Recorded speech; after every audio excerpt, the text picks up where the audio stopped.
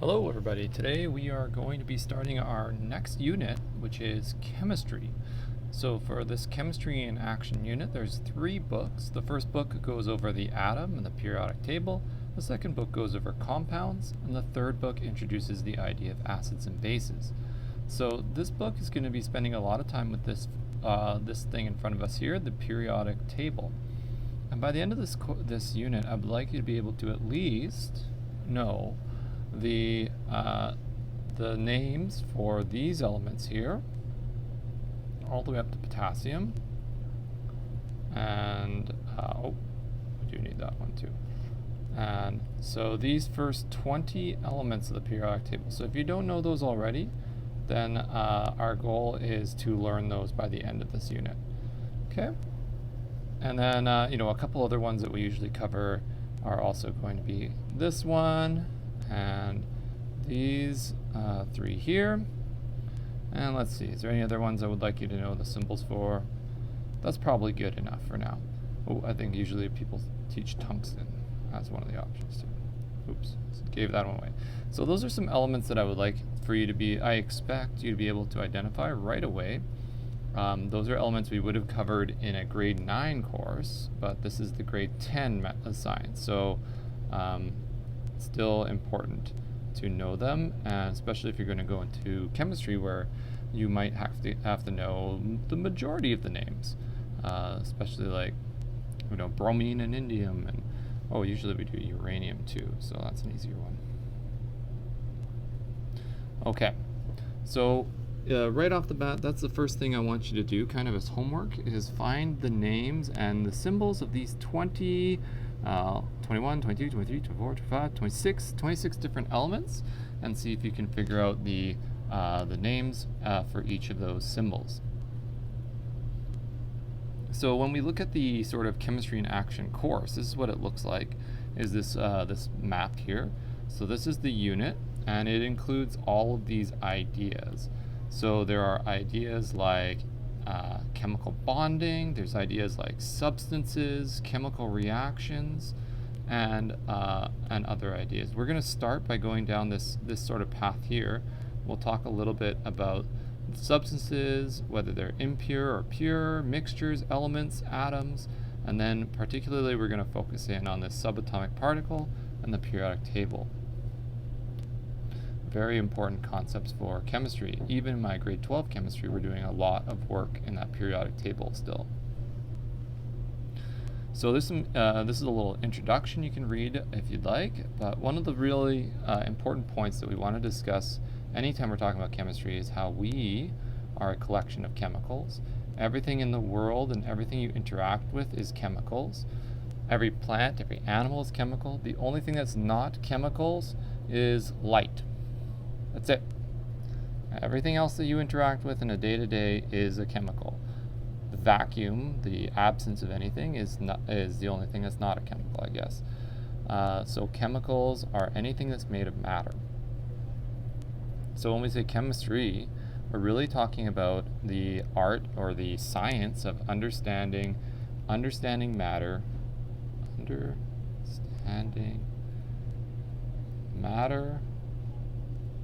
and its changes. That's really, to me, that's chemistry in a nutshell. So chemistry is the study of matter and its changes. Matter and its changes.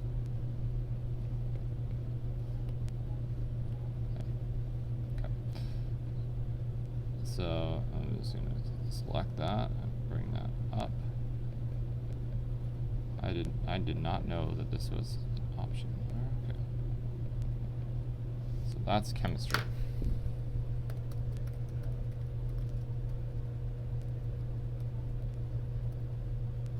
So the goal of chemistry is to understand matter and its changes, and how to make those changes. So what we do is when we understand chemistry, we understand ways of making new materials, we understand new medicines, we understand many new technologies.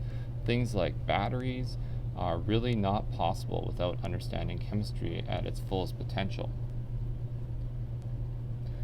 And then when we think about chemistry in our day-to-day life, we might even have things like chemical choices in our lives that we make, like pesticides, or the use, or whether we should support a government that's making decisions related to pipelines or related to oil spilling and things like that.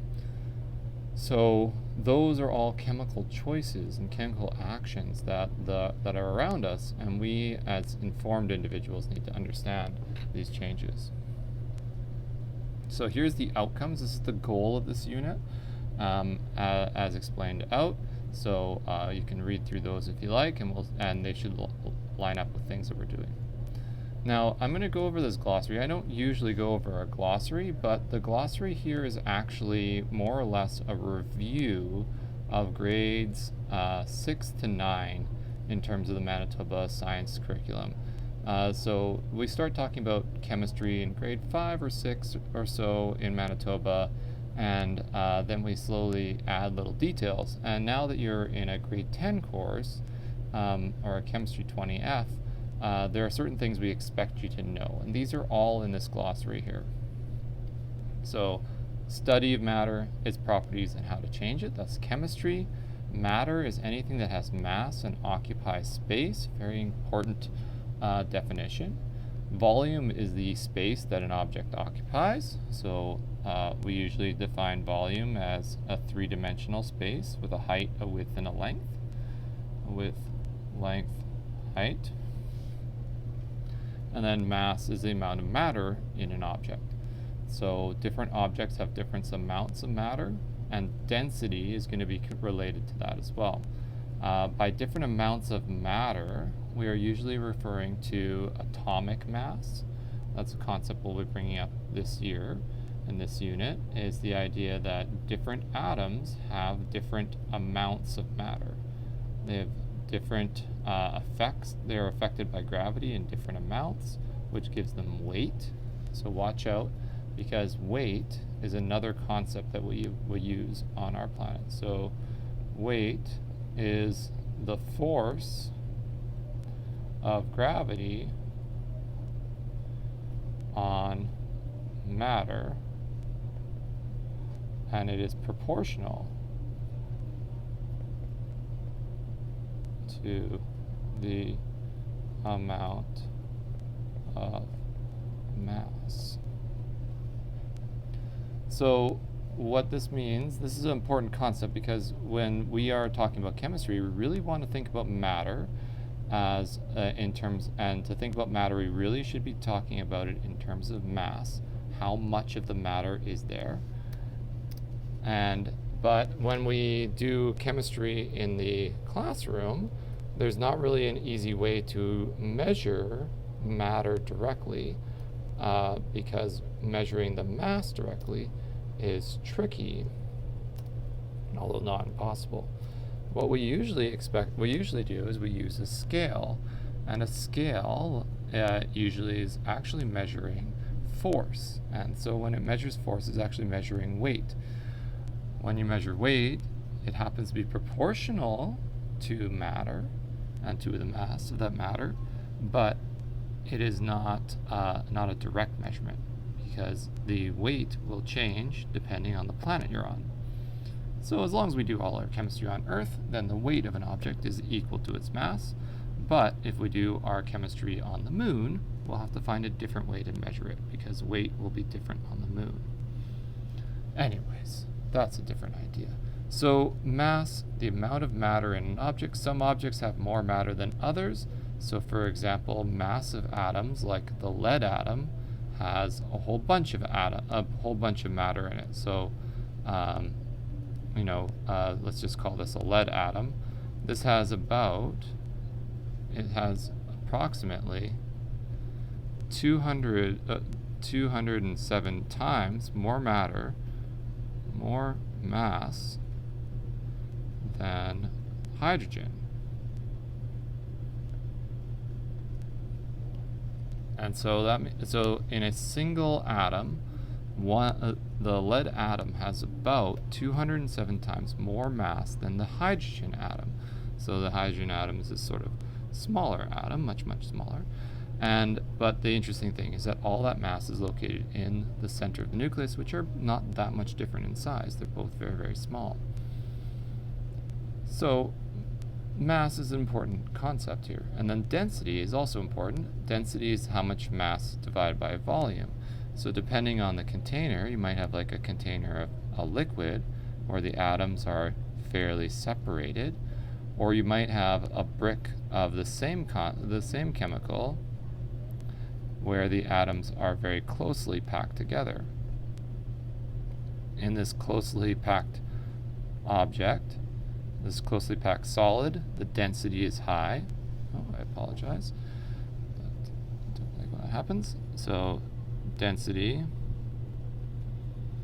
So this is high density, high, and then lower density. Okay, so the density is higher. So we have more atoms in the same volume.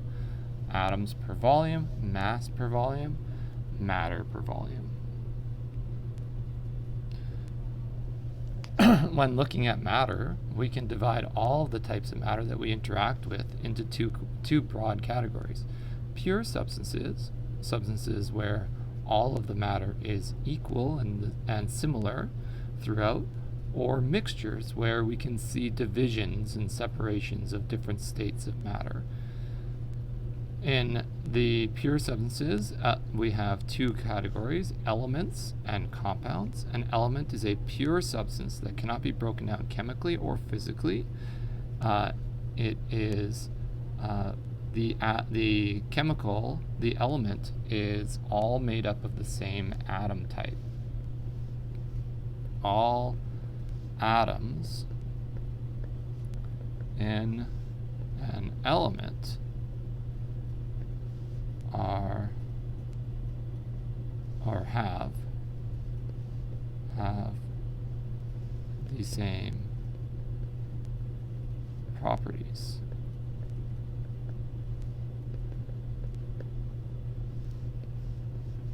Let's go one little step further. Let's put chemical properties.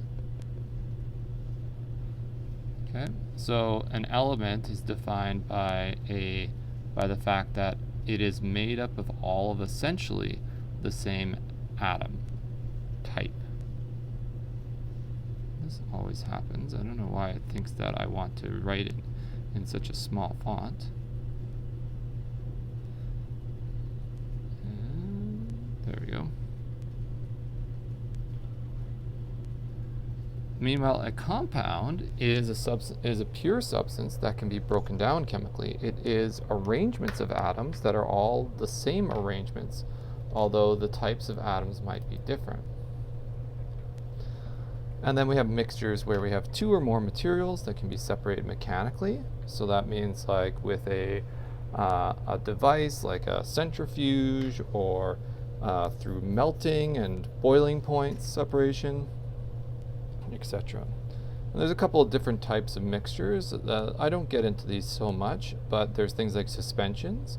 That's when you have different particles and they're visible. This usually means that when you look at the chemical, it's opaque usually.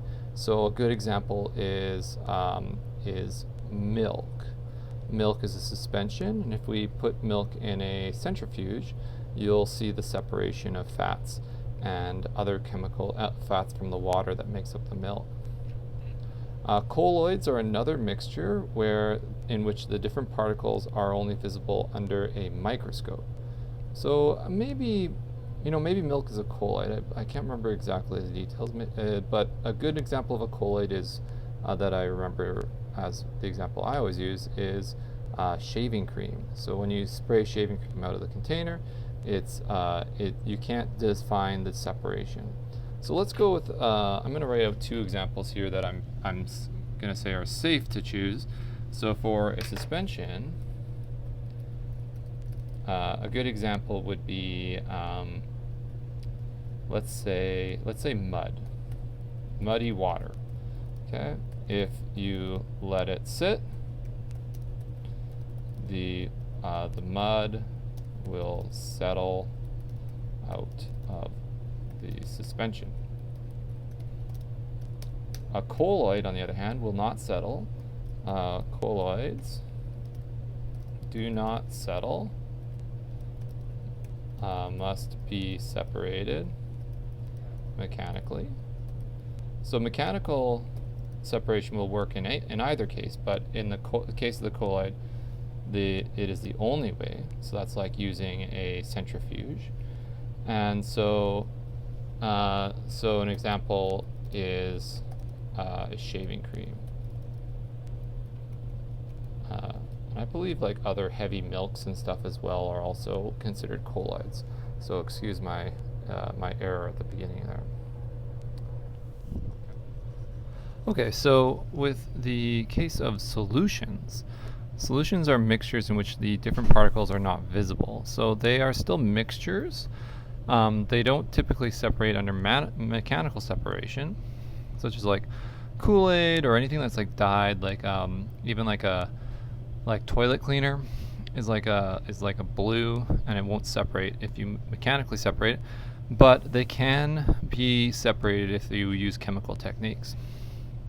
And they can even have have a distribution of particles in there that's uneven a little bit.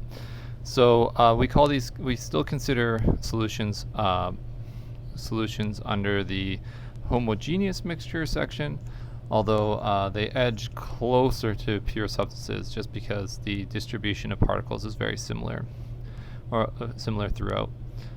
But they are translucent. So I've made a little note here. Typically, a solution is identified by being translucent, whereas colloids, which are also difficult to separate, those are usually opaque. So like milk or foam, those would be all shaving foam. Those are all opaque, and light doesn't pass through, and that's partially because of the particles that are inside and the particle size. Okay, now pure substances, those ones cannot be separated mechanically. Pure substances, like elements or compounds, you must use chemical separation. Physical and chemical change is another concept that was brought up in a previous course. So this would include physical properties, which we first have to define physical properties, which are the properties of a substance that can be observed without changing the substance into a new substance. What a terrible sentence. Without changing the substance's properties, or without changing the substance without changing the substance chemically is really, I guess, what I'm trying to say. And physical change, so is a change in a substance that doesn't result in a new substance. And we should probably maybe a little bit careful with this word substance. What we're really talking about is an arrangement of atoms.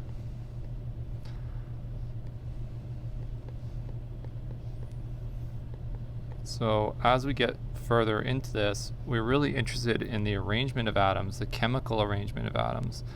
And so when we undergo physical changes, we're not having a new chemical arrangement. So maybe let's put a chemical on that too. Chemical arrangement of atoms. So how the atoms are attached to one another inside of the molecules, that doesn't change under a physical change. So when water evaporates, the oxygen's still connected to the hydrogens to make H2O. When water turns into ice, it's still H2O. But when water is reacted with sodium, then it undergoes a change that changes into NaOH, or sodium hydroxide.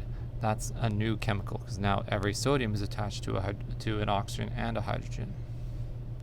So chemical changes, chemical properties, they can only be observed when the substance becomes a different substance. So it has to undergo a chemical reaction or a chemical rearrangement. A chemical change must occur.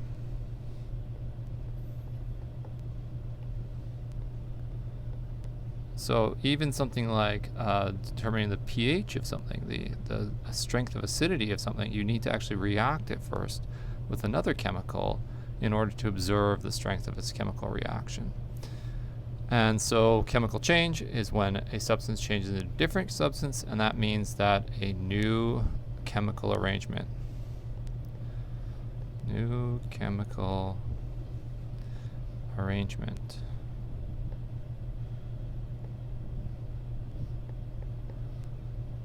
Atoms.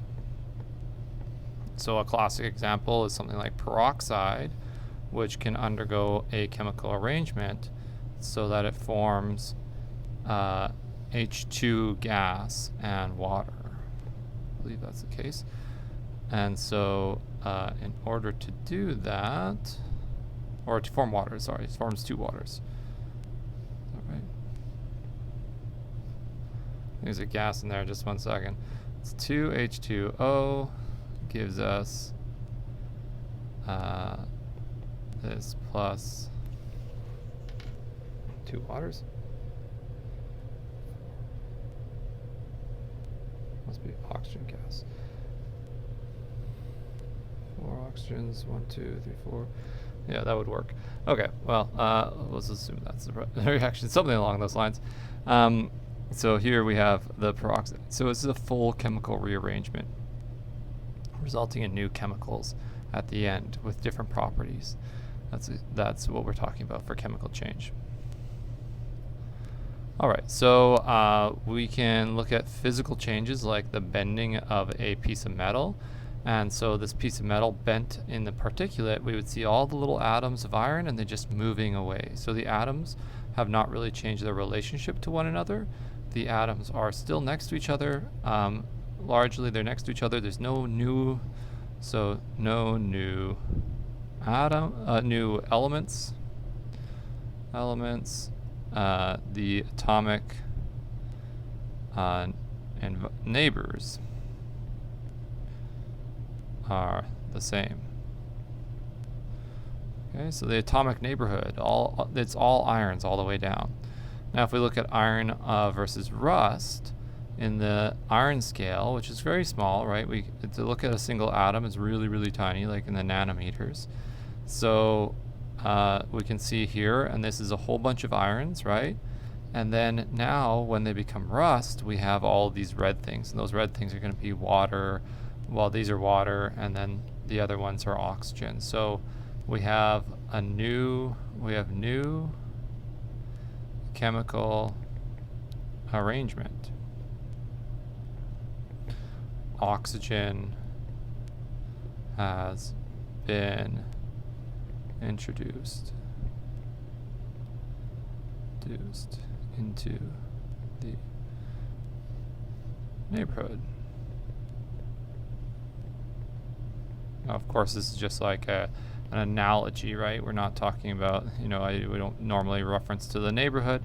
It's not a scientific term, but that is what we're got kind of thing going on. So we have a new chemical arrangement. So this is chemical change.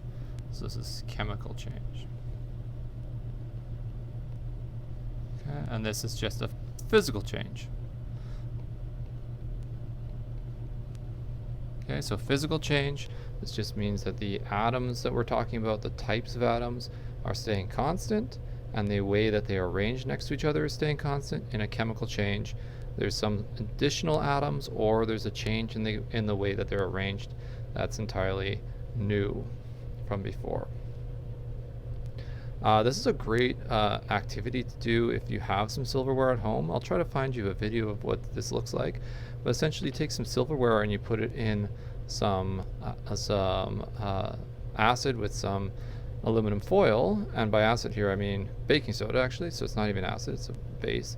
So a little bit of baking soda in some hot water with some aluminum foil, and you can actually find that the tarnish will just kind of fall off. And we actually are undergoing a chemical change there, where the silver is turning from silver oxide or rust and turning back into silver, as well as a little bit of the tarnish is falling off. So it's a fun little way to look at it. So I'm going to leave that for us today, and we'll get back into breaking down the atom in our next video, which will be coming up shortly. Okay, have yourselves a great day.